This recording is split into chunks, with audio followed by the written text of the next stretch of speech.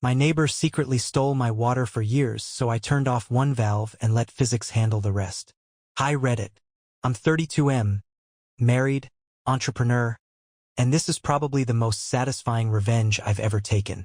Not because I screamed, not because I threatened anyone, not because I broke a single law, but because I did almost nothing. And sometimes doing nothing strategically is the most powerful move you can make. This story is long, but trust me, the ending is structural. I wasn't born into money. My parents were practical people. The kind who ironed plastic bags to reuse them. The kind who believed security came from caution, not ambition. I have 2 older brothers. Both stable. Both conventional. Both the kind of men who chose safe careers early and stuck to them. I was the experiment. At 23, I started my first business. Failed. Spectacularly. I don't mean learning experience failed. I mean maxed out credit card, drained savings, avoid family dinners failed. Every Sunday lunch became a subtle postmortem. You rushed it. You aimed too big. Should have just taken a normal job. Not everyone is meant to be an entrepreneur. They weren't trying to crush me. They were trying to protect me. But protection can sound like prediction. And prediction can sound like limitation. For a year after that collapse, I worked 2 jobs. During the day, I did consulting work for a small logistics company. At night, I studied markets. I stopped chasing big ideas and started studying margins. Second business? Small, lean, boring, but profitable. No hype, no expansion fantasies. Just systems. Track cash flow weekly. Cut expenses ruthlessly. Build recurring revenue. It wasn't sexy, but it worked. Slowly. By 28, I was stable. By 30, I was comfortable. By 31, I had paid off the last of my early mistakes. And at 32, I bought a house in the capital city. In my country, that's not normal. It's generational milestone territory. My wife cried when we signed the final documents. Not because it was luxurious, because it was ours. Every tile in that house represented discipline. Every wall represented stubbornness. Every square meter represented surviving doubt. That matters. Because when you build something piece by piece, you feel intrusion differently. The house came through family friends. They had moved abroad 3 years earlier and needed fast liquidity. The property had been mid-renovation when they left. And then it sat. Vacant. Unfinished. Forgotten. From the street, it looked like abandonment had settled in permanently. No proper door lock. Just a cheap padlock. No gate. No fencing. Exposed plaster near the windows. Stacks of tile leaning against unfinished walls.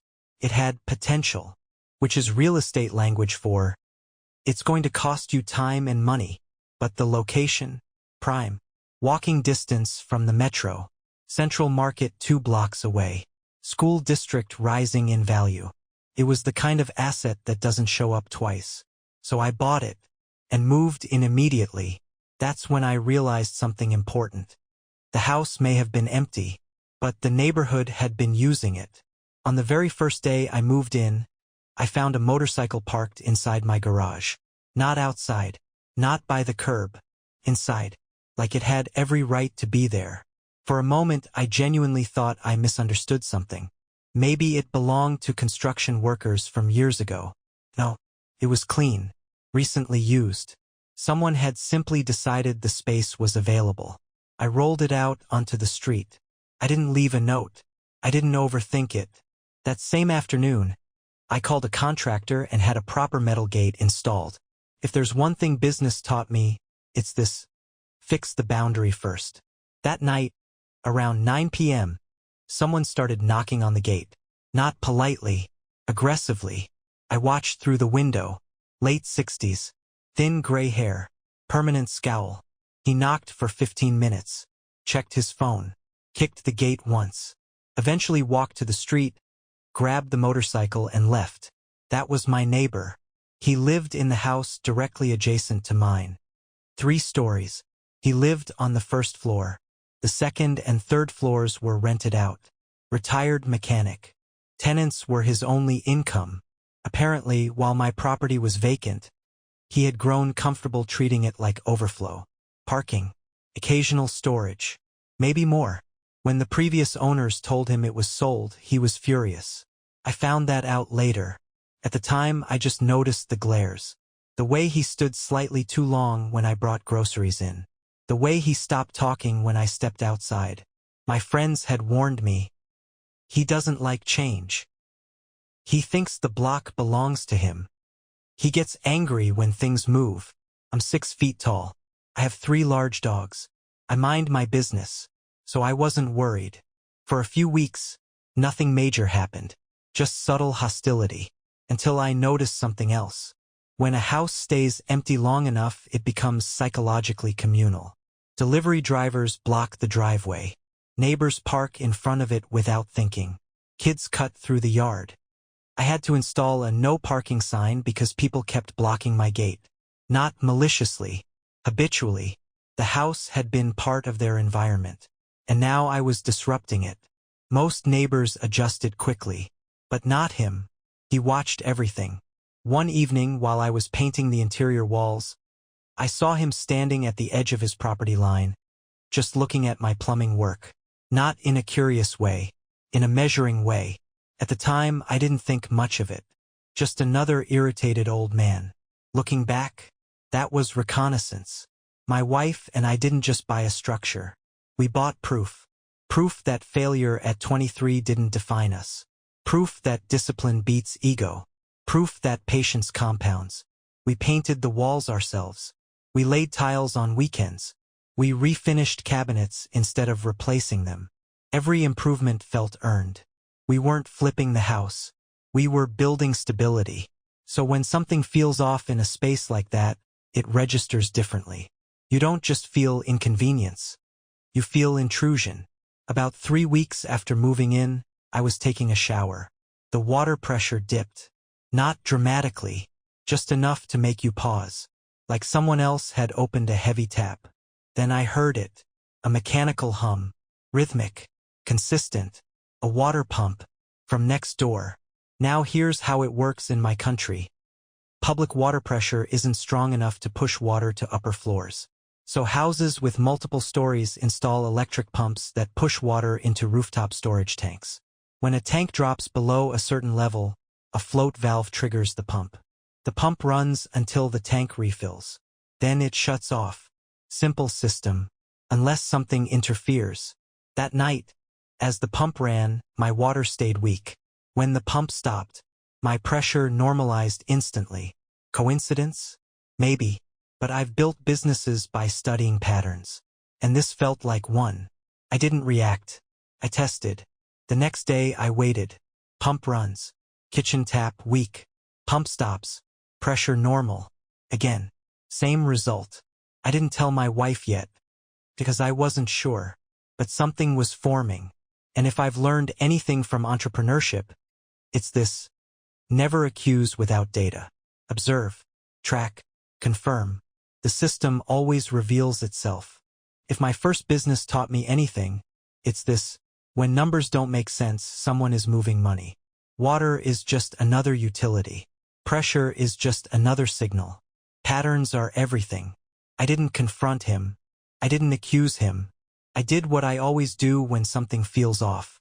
I started tracking. Morning. 6:15 a.m. Pump runs 8 minutes. Midday. 12:40 p.m. Short cycle. 3 minutes. Evening. 9:10 p.m. Long refill. Sometimes 10 minutes. Each time my water pressure dipped. Not dramatically. Just consistently. Enough to confirm shared dependency. By day 4, I knew it wasn't coincidence. By day 7, I knew it wasn't accidental. The drop always happened before my internal tank registered any usage change, which meant the draw was occurring before my distribution. That detail matters. Because in plumbing, like finance, position determines control. If he were pulling from somewhere after my tank, I wouldn't feel it immediately. But I did. Which meant he wasn't stealing excess. He was intercepting supply. Most people react emotionally to theft. Anger. Confrontation. Threat. But I've learned something painful about confrontation. It gives the other person time to adapt. If I walked next door and said, "Are you stealing my water?" he would 1. Deny. 2. Remove evidence. 3. Shift the line. 4. Play victim. 5. Turn the neighborhood against me. Entitled people don't collapse under accusation. They fortify, so I treated it like a business audit. Step 1. Confirm leak possibility. I checked every visible pipe. No significant internal leaks. Minor drip under one sink. Fixed it. Water bill remained slightly elevated. Step 2. Isolate internal usage. I shut off every internal tap and watched the meter. It moved. Slowly. Constantly. That's when my pulse slowed. Because now I wasn't guessing. I was verifying. The physical discovery happened by accident. Or maybe instinct. One afternoon I was trimming the overgrown hedges along the shared boundary wall. The previous owners hadn't maintained that side properly. As I cut through thick branches, I noticed something off. A PVC pipe, older than the rest, slightly discolored, running from my distribution line toward the wall. It disappeared under the base. My first reaction wasn't anger. It was admiration. It was clean work. Whoever installed it knew what they were doing. No messy splices. No visible hacks. Just a quiet, angled tap off the supply line before it fed my house. He hadn't touched the public meter. He tapped private infrastructure, which meant 2 things. 1. He'd likely done it while the house was vacant. 2. He assumed no one would inspect that area. And for 3 years? He was right. I crouched there for a long minute. 3 years of siphoning. 3 years of dependency. 3 years of believing it was safe. And here's the dangerous psychological shift. When you get away with something long enough, it stops feeling like theft. It becomes entitlement. That night, I told my wife. She listened quietly, then asked the simplest question, "Do you want to confront him?" That question hit differently than I expected. Because confrontation is emotional. And this wasn't about emotion. I explained the system, the pump, the rooftop tanks, the dependency chain. She frowned. "So if we just turn it off?" "Yes. And physics takes over." She stared at me for a few seconds. "You're not going to break anything, right?" "I won't touch his property." "And legally?" "I'll only touch mine." She nodded slowly. "You're smiling." I didn't realize I was. Water in my country is cheap. $5 a month cheap. Financially, this wasn't devastating. But entrepreneurs develop a sensitivity to leakage. Not because of the amount. Because of the principle. Small leaks become big ones. Small entitlements become expectations. Let someone siphon $5 today, they'll assume 10 tomorrow. It wasn't the bill. It was the assumption. He didn't ask. He didn't hide it carefully. He assumed I wouldn't check. That assumption was the insult. Over the next few days, I paid attention to the rhythm of his house. Morning rush. 2 showers running almost simultaneously. Pump kicks in. Pressure dips. Midday laundry. Short cycle.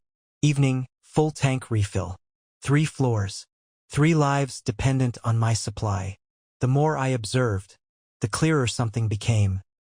He hadn't just stolen water. He built infrastructure dependent on theft. And that changes the game. Because if you build dependency on something fragile, the stress point isn't emotional. It's mechanical. I considered the legal route. Report the illegal tap. Call water authority. File complaint. But here's what that would mean. Investigation. Time. Paperwork. Conflict. Possible retaliation. And the water authority would likely just cut the illegal line. He would pay a fine. He would adjust. He would remain. This wasn't about punishment. It was about lesson. And the lesson had to be structural. There was one detail that made the plan elegant. Water pumps require water. If a pump runs without supply, it overheats. If it overheats long enough, it burns out. If wiring is outdated, and his house clearly had older electrical infrastructure, sustained load can overload circuits. I didn't need to break anything. I just needed to remove input. The system would fail under its own design. Entrepreneurship taught me this: you don't attack competitors. You remove advantages. Before acting, I wanted absolute certainty. So one night, when I heard the pump kick on, I did something simple. I walked to my outdoor valve and partially closed it. Not fully, just enough to reduce flow. The pump ran longer than usual, which meant it was struggling to fill. That was confirmation. His tank was pulling directly from my supply line. No more doubt. No more speculation. The system was intertwined, and I held the upstream control. Monday night, I waited. Around 10:45 p.m., lights flicked off in most houses on the street. The neighborhood settled.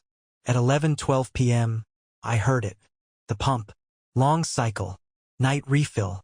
I walked outside quietly, looked at the sky, listened to the hum of his motor. Then I closed my main water valve. Fully. No drama. No rush. Just a twist. Then I went back inside, locked the door, and went to bed. My expectation was simple. Pump runs. No water enters. Pump overheats. Motor burns. He replaces pump. Learns lesson. Stops stealing. Clean. Contained. Minimal collateral. What I didn't account for was the wiring. Older homes here still have 90s-era electrical systems, not built for sustained motor draw. If a pump runs continuously without water load balancing, the electrical stress compounds. I didn't predict escalation, but I understood pressure, and pressure always finds the weakest point. That night, I slept surprisingly well, because this wasn't rage. It was correction, and correction doesn't need noise. It needs timing. At 2:57 a.m., I woke up, not from a sound, from silence. The pump had stopped, and something about the absence of that mechanical hum pulled me out of sleep. Then it started, shouting. First one voice, then another, then three. Doors slamming, metal scraping, footsteps pounding on concrete. I lay there for a second, staring at the ceiling, listening. My wife shifted beside me. Is that next door? Yeah, I said quietly. Then a louder shout. What do you mean there's no water? Followed by, why are the lights flickering? Then darkness. Not in my house. In his. Through the window, I saw his building go black. Complete outage. No pump. No interior lights. No hallway glow. Just darkness. And voices rising in pitch. Here's what likely occurred. The pump kicked on. My valve was closed. No water entered the intake. The motor ran dry. Without water, there's no cooling effect. Heat builds rapidly. The pump draws sustained power trying to compensate. His older wiring, not built for continuous load, overheated. Circuit breaker failed. Then fuse failure. Then localized burn. Result? Pump dead. Electrical section damaged. Power cut to portions of the house. And because his pump was integrated into his internal electrical line. When it failed loud. By 3:05 a.m., the shouting escalated. I stepped quietly toward the side window. 2 tenants had come downstairs. One in pajamas. One holding a phone flashlight. Why is there no water? Why is the power out only here? I heard him yelling back, it's the city supply. No, it wasn't. The city supply was fine. My lights were on. My water pressure stable. They knew it too, because one tenant pointed toward my house. His lights are working. Silence. Then louder argument. Here's something about landlords who rely on rental income. Tenants are both asset and risk. When essential services fail, tenants don't wait patiently. Water and electricity here are classified legally as essential services. Landlords are required to maintain infrastructure. If power or water fails due to negligence, fines can be issued. Tenants know this. By 8 a.m., one of the tenants had already called local authorities. Not emergency police. Regulatory enforcement. Different branch. Less dramatic. More dangerous. Because enforcement officers don't argue. They inspect. They document. They fine. When I stepped outside at 9 a.m. to walk my dogs, his house was in chaos. Electrical technician van parked outside. Doors open. Panels exposed. Burned smell faint in the air. He stood in the driveway looking older than he had the day before. Less angry. More unsettled. He looked at me once. Then looked away. He didn't approach. Not yet. Over the next 2 days, the fallout multiplied. The electrical technician determined. Pump motor burned. Wiring section overloaded. Partial circuit damage. Replacement required. The repair estimate alone was more than he likely expected. Then came the second hit. The tenant on the 3rd floor moved out immediately. He said he couldn't risk another failure. The tenant on the 2nd floor filed a formal complaint, which triggered inspection, which triggered fine, equivalent of $500. That's significant here. He also had to refund 2 security deposits. Immediately, because essential services weren't restored the same day. And here's the irony. The pump replacement alone cost him more than the water he would have paid legitimately for the next 10 years. 3 days later, he knocked. This time, it wasn't aggressive. Measured. Controlled. I opened the gate. He didn't step inside. He stayed outside the threshold. Did you turn off your water Monday night? Direct. No small talk. I held eye contact. Yeah, I said casually. Had a small leak. Turned it off until the plumber came. His jaw tightened slightly.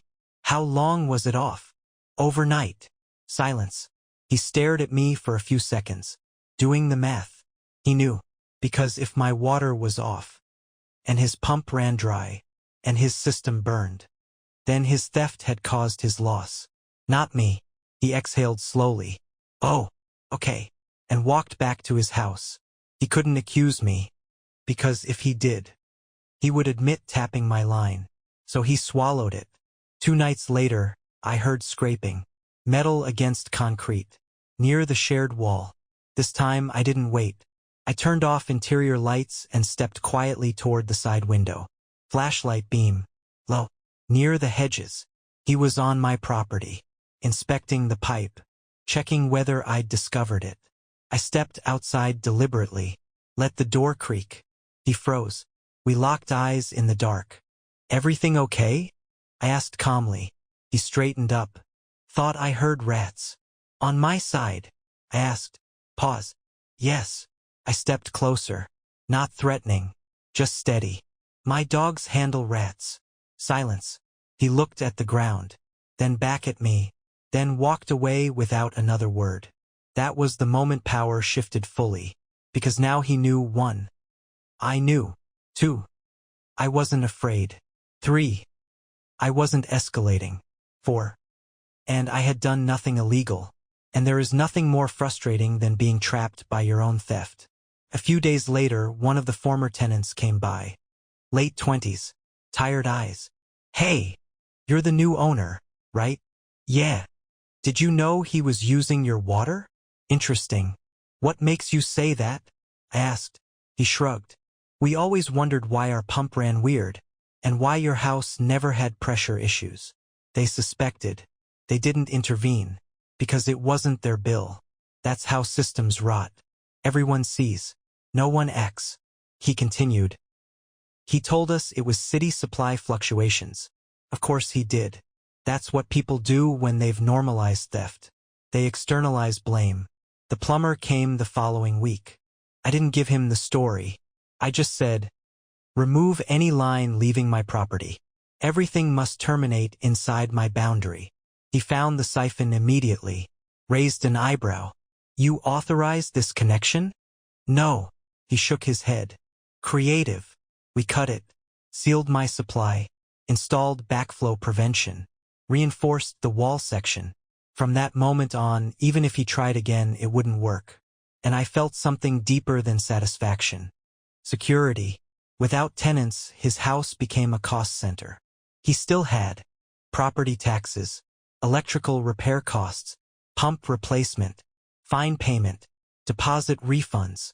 No rental income. Within 2 weeks, he listed the house for sale. The irony was almost poetic. He was furious when my house was sold. Now his was too. The last significant moment happened while he was loading boxes into a small truck. Furniture, tools, plastic chairs, old parts. I walked out to check the mailbox. He looked at me for a long time, then said, "You knew." Not a question, a statement. "I knew my pressure was low," I replied. Silence. Then a slow nod. That was the closest he would ever come to admitting it. And the closest I would come to acknowledging revenge. He got in the truck, drove away, and the street felt lighter. When he drove away, it wasn't dramatic. No slammed doors, no shouting, no final confrontation, just a small truck, a few worn-out boxes, and a man who had underestimated the wrong neighbor. The street felt different after that. Quieter, lighter, but the real shift wasn't outside. It was inside me. To understand why this mattered, you have to understand what that property represented. I wasn't born into money. My parents worked hard, stable, decent people, but we didn't have capital. We had discipline. I'm the middle of 3 siblings. My older brother was the safe one. Government job. Predictable path. My younger sister was the smart one. Top grades. Scholarships. And me? I was the risk. At 23, I started my first business. Failed. Spectacularly. I burned through savings. Borrowed money. Listened to extended family whisper about unrealistic dreams. My brothers didn't hold back. Should have taken a real job. Entrepreneur, huh? How's that going? I smiled through it, but it stung. Failure publicly is different than failing quietly. You feel exposed. And here's what nobody tells you about early business failure. It's humiliating, but it's also education. That first collapse taught me cash flow discipline, operational structure, supplier negotiation, legal compliance, and most importantly, never build dependency on something you don't control. That lesson comes back later. At 26, I tried again. Smaller, lean, no ego, no unnecessary overhead. I worked 16-hour days, did deliveries myself, handled clients directly. Slow growth, then steady growth, then expansion. By 30, I wasn't flashy rich, but I was stable, married, 2 dogs, then 3, and the capital city property market was exploding. Every year I waited, prices climbed further out of reach. Buying in the center wasn't about status. It was about permanence. Proof that the kid who failed publicly had built something real. When I signed those papers, I didn't just buy a house. I bought closure. That's why the entitlement irritated me. Not because of water, because of disrespect. That house represented risk taken, mockery endured, failure survived, marriage built, business grown. Years of discipline, and someone next door decided it was convenient infrastructure. It wasn't theft that triggered me. It was assumption. He assumed I wouldn't notice. He assumed I wouldn't act. He assumed the property was an extension of his convenience. Just like my brothers once assumed my business would never work. People reveal themselves in what they assume about you. After the sale sign went up on his house, neighborhood energy shifted. People talk. They always do. Word spread that his wiring was outdated. Tenants left due to service failure. Fines were issued. He couldn't afford upgrades. No one mentioned water, because no one knew, and I never told them. That's the quiet beauty of structural revenge. It doesn't need witnesses. About 2 months later, I saw him again. Not on the street. At a hardware store across town. He looked thinner, older, less sharp. He was standing beside a woman in her early 40s. Probably his daughter. She was speaking firmly but quietly. He wasn't arguing. He wasn't posturing. He looked diminished. I didn't approach, but I watched. He wasn't the territorial landlord anymore. He was just a retired mechanic, living in someone else's home. And here's the strange part. I didn't feel victorious. I felt balanced. Because he didn't lose his house because of me. He lost it because he built reliance on theft instead of infrastructure. Just like a bad business built on unstable supply chains eventually collapses. It's not sabotage. It's physics. There's a principle in entrepreneurship. Never scale on borrowed foundations. If your margins depend on something unstable, you're already at risk. He scaled his rental income on a water source that wasn't his. He never upgraded wiring, never modernized infrastructure, never built resilience. He optimized for short-term savings. And when the system was stressed, it failed. That's not revenge. That's inevitability. 6 months later, I renovated fully, finished tiling, replaced pipes, installed a new pressure system, upgraded landscaping. The house went from fixer-upper to one of the cleanest properties on the block. And here's something poetic. The new owner who bought his former house? He introduced himself the first week. Mid-40s. Engineer. Meticulous. Within a month, he upgraded the entire electrical system, installed a new pump, pulled proper permits. No more shortcuts. We get along well. Because professionals recognize professionals. A year after I moved in, my brothers came over for dinner. We sat in the backyard. Dogs running.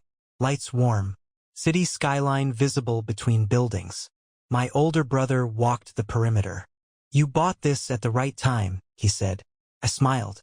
I didn't mention the neighbor. I didn't mention the water. Because revenge isn't something you boast about. It's something you absorb. But inside, I remembered the failed business. The jokes. The doubt. And I realized something. The kid who once got mocked for trying now owned land in the capital city. And the man who mocked his neighbors moved into his daughter's spare room.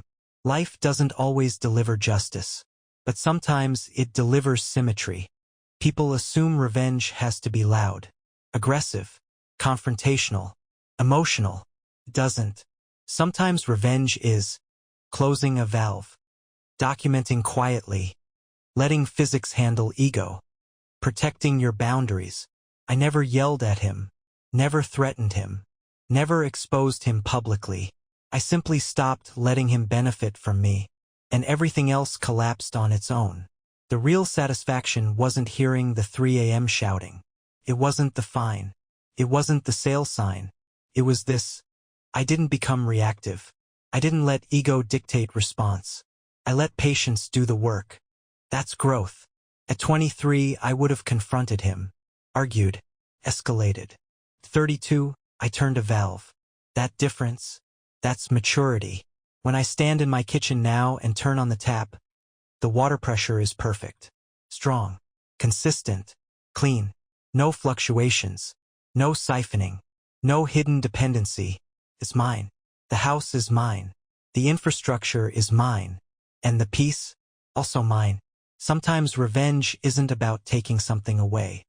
It's about reclaiming what was quietly being taken from you, and doing it so cleanly that the other person can't even argue. He thought he was saving $5 a month. Cost him everything. I flicked a valve, and the system corrected itself. That's the story. Quiet, simple, structural, and deeply satisfying.